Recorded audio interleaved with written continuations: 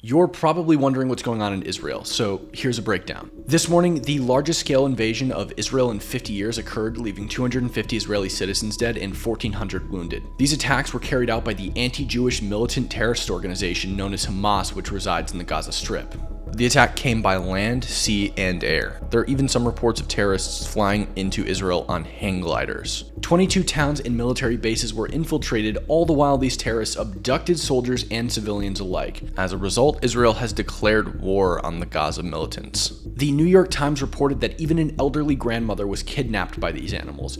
The Israeli military reported that the hostages were taken back to the Gaza Strip. CBS has reported that there are a number of Americans still stranded in Israel, clamoring to flee the country in light of the attacks. Now, somewhat surprisingly, Joe Biden has given steadfast support to Israel and even warned other nations away from taking advantage of this situation. Here's a few things that you're going to hear from the left-wing media regarding this situation. Well, these people aren't terrorists and they don't hate Jews. They're just fighting for their rights.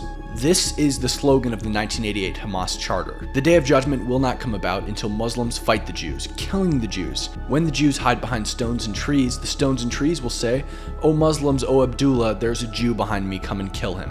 No, they're not anti-Jew, but they're literally calling for a Jewish genocide in their charter. Now, are they just fighting for their rights? Israel unilaterally withdrew from Gaza in 2006 despite the fact that it rightly belonged to them. This essentially granted the people who lived there their sovereignty. They democratically elected their own leaders. Unfortunately, those leaders ended up being members of Hamas, leaving Hamas as the sole governing authority of the region. It's worth noting that Israel has had a blockade on Gaza, but what are they to do?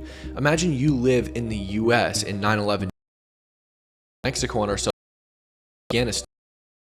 Leave them to their own devices, allow the free flow of resources in and out of their country so that they can continue to make weapons and carry out terrorist attacks on our people? You'll hear them chant, "Free Palestine," and then condemn Israel for murdering children. But they conveniently leave out the fact that Hamas turned schools into military bases and launches missiles from those schools while also taking women and children hostage.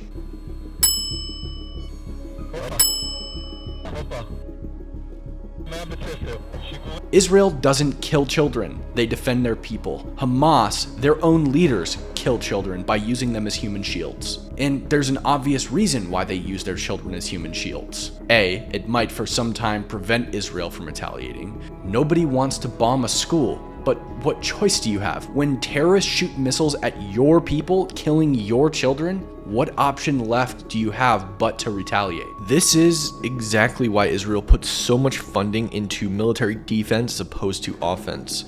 Their country is able to survive thanks to their Iron Dome, which is one of the, if not the best missile defense system in the entire world. And B, so that when Israel inevitably does retaliate, they're demonized in the media on a world stage. Make sure to follow or subscribe for updates on this situation.